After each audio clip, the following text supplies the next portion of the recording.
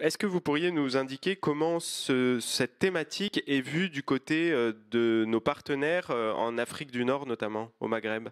Oui, il faut rappeler en préambule que Souveraineté alimentaire, c'est Via Campesina, une organisation internationale de paysans, et qui a été très médiatisée lors du premier Forum social mondial à Porto Alegre. On a appelé ça le Davos des pauvres.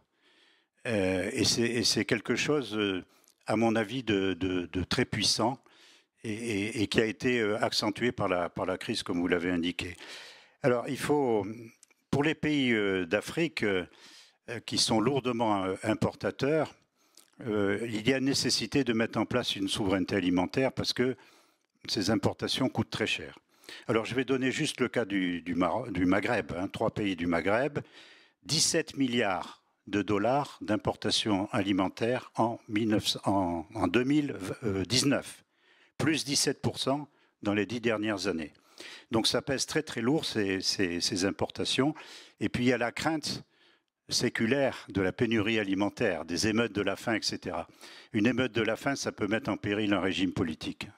Et donc dans ces pays-là, les filières des produits de base, en particulier le blé, sont administrés par des offices d'importation. Et ces offices, qu'est-ce qu'ils demandent finalement? Ils demandent qu'on leur garantisse leurs approvisionnements en volume, en qualité et en prix. Ce qui est très important pour eux, c'est l'approvisionnement. Et donc les yo-yo sur le marché spot que l'on observe actuellement, pour eux, c'est pas la bonne stratégie. Ils préféreraient des contrats d'approvisionnement pluriannuels dans lesquels on a des fourchettes de volume et des fourchettes de prix, évidemment, et puis ce qu'on appelle le co-développement, c'est-à-dire des investissements dans les filières locales pour augmenter la production locale. Ça me paraît très important. D'abord, augmenter la production locale. Évidemment, dans le Maghreb, on sera toujours obligé d'importer du blé, mais c'est un complément à la production locale et pas la priorité absolue. La caricature, c'est l'Algérie.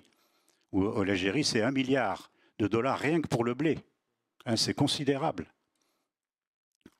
Je vous posais la question parce que cette notion de souveraineté alimentaire appliquée à la France ou à l'Europe peut parfois venir en compétition avec les marchés export de la France.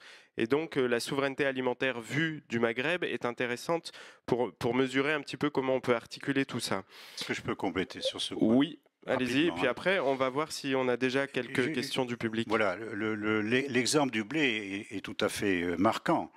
La France, c'est un exploit, exporte chaque année 4 milliards de dollars, ce sont des dollars. En 2019, c'était 4 milliards de dollars d'exportation que pour le blé. C'est énorme. Je regarde la répartition par pays.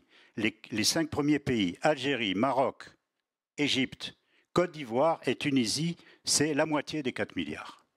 Voilà, c'est quelque chose qui a beaucoup diminué dans les années récentes, moins 29%. Donc là, il y a vraiment un problème de stratégie de positionnement sur nos plus gros marchés. Et la France exporte dans 67 pays. Donc il y a une dispersion. Évidemment, on ne va pas refuser un contrat, mais il y a quand même une dispersion. Alors moi, ce que je préconise, c'est d'aller dans le sens du co-développement que j'ai évoqué tout à l'heure pour fidéliser nos meilleurs clients. On y reviendra dans une deuxième...